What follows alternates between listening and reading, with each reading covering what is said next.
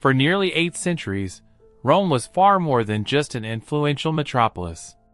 It served as the living embodiment of order, civilization, and enduring power. From its elevated position, empires were conceived. Along its paved roads, renowned emperors paraded in triumph, and its majestic marble temples, with defiant confidence, challenged the passage of time, much like those who believed history belonged entirely to them. For countless individuals, the fall of Rome seemed unthinkable, utterly inconceivable. For with Rome's downfall, the entire known world threatened to collapse. Yet, in 410 AD, this enduring illusion was ruthlessly shattered. The supposedly invincible city was sacked by the Goths, a barbaric people who had once served as allies, subjects, and even proved useful, but were never afforded true respect. The events of those days were more than just a military invasion.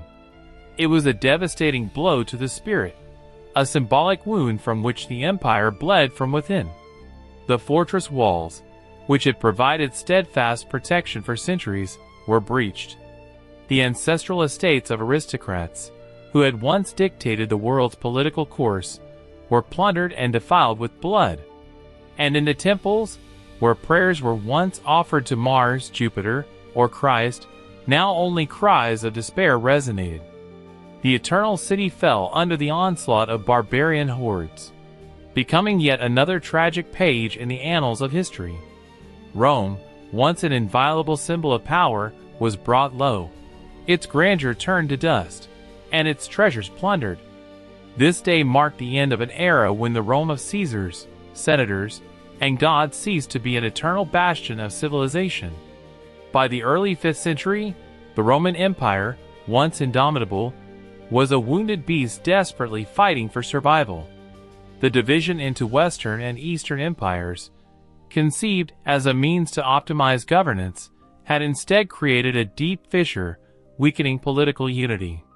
Constantinople, gleaming and well-defended, rose as a new center of power and prosperity, while Rome, the ancient capital, languished under the weight of its past and the indifference of its contemporaries.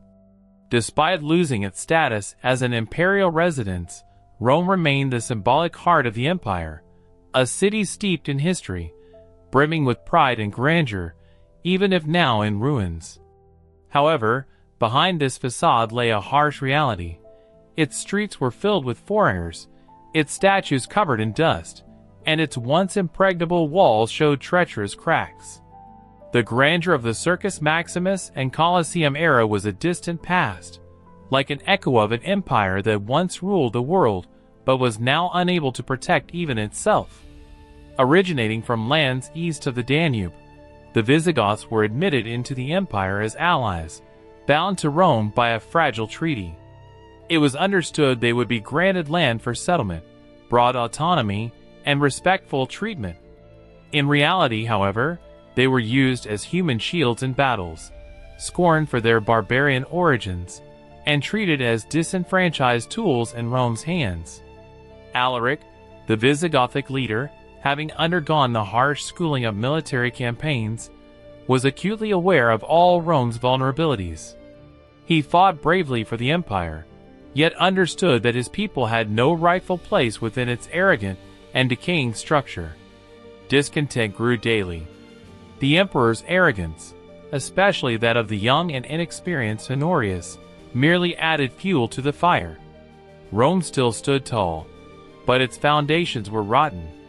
The question was no longer if it would fall, but when, and who would dare to deliver the decisive blow. Alaric was no ordinary barbarian, raised far from civilization. He had been shaped in the shadow of the great empire, learning its laws and rules, mastering its military tactics, and absorbing its language and religion. He had faithfully served as commander of Visigothic troops in Rome's service, understanding its strengths from within, but above all, its weaknesses. For years, he participated in campaigns initiated by emperors who would never acknowledge him as an equal. He was a general without a homeland, a useful but unnoticed cog in a vast machine. And this gnawed at him from within. A deep disillusionment festered within Alaric, intertwined with both political motives and personal resentment. The memory of the Battle of the Frigidus River burned in his heart. It was there, on the front lines, that his warriors, like pawns, were thrown into the thick of battle, suffering irreplaceable losses. While Rome rejoiced, celebrating triumph, Alaric and his soldiers mourned their fallen comrades, denied honor and recognition. They had shed their blood for an empire that looked down on them with utter contempt. It was then that Alaric realized the bitter truth: Rome would never accept them into its fold. Regardless of their bravery and loyalty, they would forever remain barbarians, outsiders, outcasts. This realization, like a spear, pierced his heart, and he made an irrevocable decision. If Rome refused to grant them a dignified place, they would seize it by force. They would march not as wild hordes, but as a people whose pride had been trampled, demanding justice and respect. From this moment, Alaric began to consolidate his leadership, earning the boundless respect of his warriors, uniting tribes, forming armies, and devising a strategy that no Roman emperor could counter. He no longer sought revenge. His goal was the restoration of his people's dignity and honor. Rome, blinded by its own imperial pride, failed to recognize the looming threat in time. The young Emperor Honorius, surrounded by flatterers and incompetent advisors, disregarded Alaric's demands, used his troops in other conflicts, and systematically broke his promises. For Alaric, this was the final straw, the ultimate humiliation. The ancient world stood on the brink of change, and he was destined to be the spark that would ignite the flame of a new era. The Eternal City did not collapse overnight under the barbarian onslaught. It suffered a far more terrible fate, a slow and agonizing decline, as if an invisible noose tightened around its throat day by day. Alaric, a brilliant strategist and master of psychological warfare, was in no hurry to draw his sword. It was enough for him to lay siege to Rome, cutting off its vital arteries, the roads and the seaport of Ostia. The city, which had dominated seas and land routes for centuries, found itself in the grip of isolation, unable to feed its citizens, and powerlessly watching as famine loomed. The bustling streets, once full of life and movement, transformed into silent corridors where only groans of despair could be heard. Market stalls lay empty, and grain reserves dwindled to nothing. Patricians, accustomed to luxury, were forced to sell family jewels for a piece of bread, while common folk were ready to resort to extreme measures, even murder, for a meager scrap of meat. Cannibalism became a horrific reality. Desperate need eclipsed all moral principles. Rome's pride melted away not under destructive fire, but under the burden of time, all-consuming fear, and unbearable hunger that tormented empty stomachs. Emperor Honorius, secluded in his impregnable palace in Ravenna, seemed to live in a parallel world, far removed from the suffering of his subjects. Instead of negotiating with Alaric or paying the promised tribute, he condemned his people to a slow and agonizing death. Alaric waited patiently, observing events, and eventually agreed to lift the siege in exchange for a colossal ransom. He took with him untold treasures, gold, silks, jewels, and over 40,000 freed Visigothic slaves. The Romans naively believed they had bought time, but in reality, they had only purchased a reprieve, paying for it with humiliation and shame.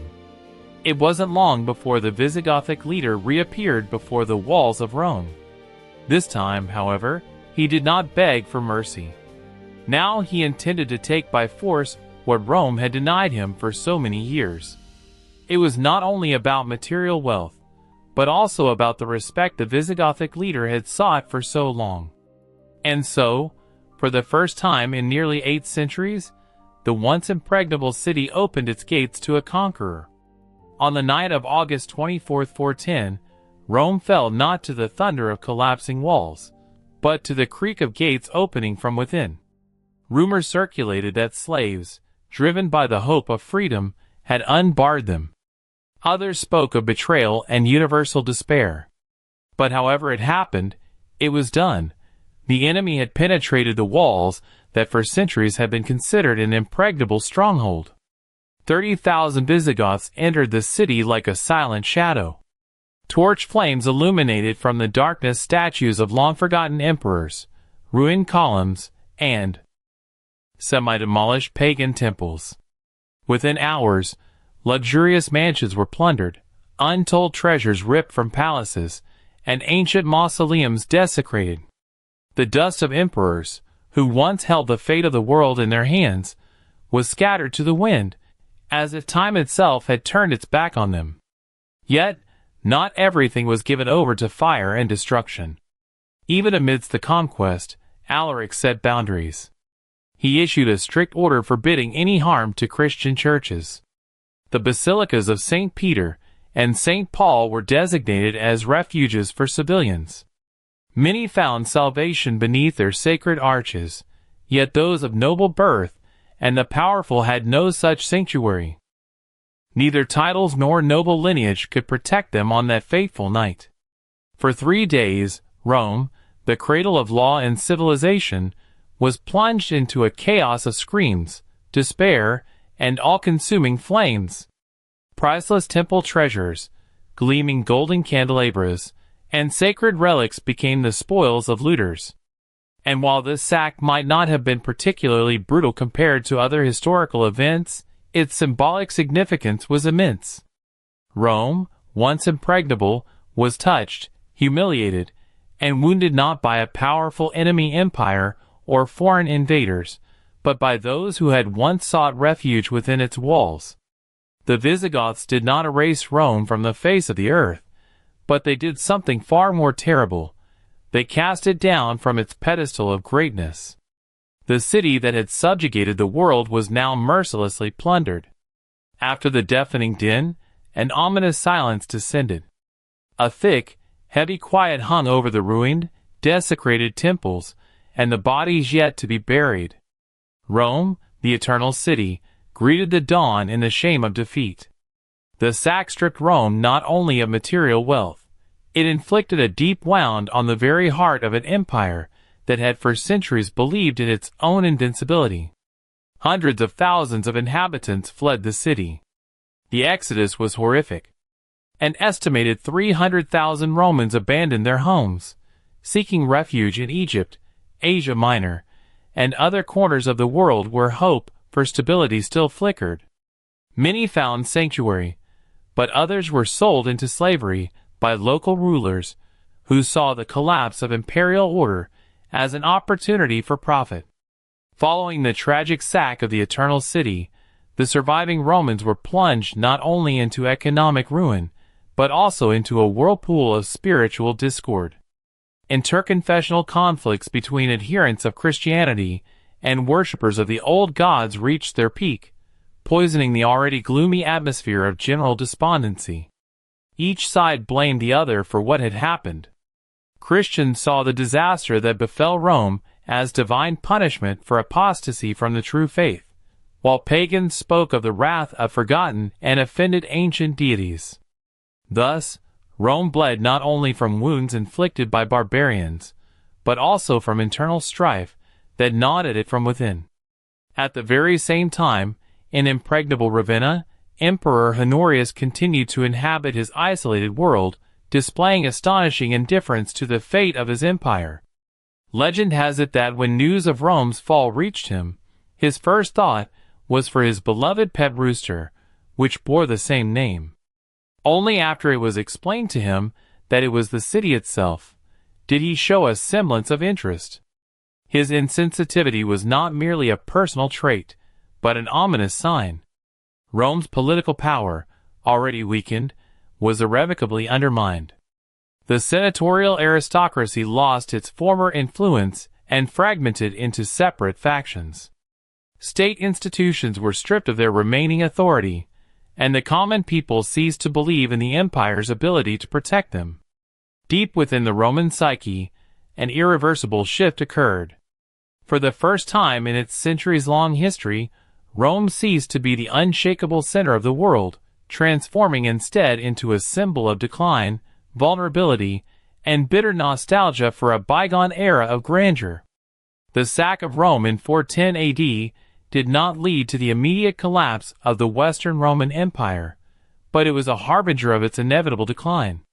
This event served as an unmistakable signal of impending change, demonstrating that peoples who once trembled before Rome's grandeur had acquired the ability to bring it to dust. Barbarians, previously despised and rejected, were now establishing themselves as key players on the European political stage. Alaric was not destined to enjoy his triumph for long. Soon after the sack of Rome, he died during a campaign in southern Italy. Legend has it that he was buried in the bed of the Bucento River along with untold treasures. To keep the exact burial site a secret, the slaves who diverted the river's course were put to death. Such was the mysterious end of the Visigothic leader. However, his true legacy was not gold, but the deep wound inflicted upon the heart of the empire. The audacious entry of the Visigoths into Rome under Alaric's leadership marked the accomplishment of the impossible. He shattered the myth of the eternal city, demonstrating that neither impregnable walls, nor majestic statues, nor past grandeur could protect Rome from being plundered. In just 3 days, the city was reduced to ruins, filled with fear and disillusionment. Rome lost its aura of invincibility, and this fact became known throughout the world. From this moment, raids ceased to be isolated incidents, becoming a regular occurrence. 45 years later, the Vandals repeated the grim experience, but it was the first event that left an indelible mark on history. Alaric, leader of a crusade driven by anger, ambition, and a quest for justice, forever altered the course of European history. His influence was spiritual, psychological, and geopolitical, predetermining the continent's future destiny. The devastation of the Eternal City triggered large-scale migrations, fundamentally altered the empire's social structure, and spurred the formation of an entirely new system known as the Barbarian Kingdoms. The Visigoths, having settled in Gaul, established their own state there. The cession of lands, carried out by Emperor Honorius, was not merely a concession, but an actual capitulation in the face of new realities. Many researchers agree that the sack of Rome in 410 marked the beginning of the Middle Ages. The city, which had been a symbol of Western civilization, a center of law, art, architecture, and power, lay in ruins, mired in internal conflicts. Saint Jerome expressed the universal grief in his famous dictum, "The city which had taken the whole world was itself taken." The sack of Rome by the Goths was not merely a tragedy for one city. It was the culmination of an entire historical era.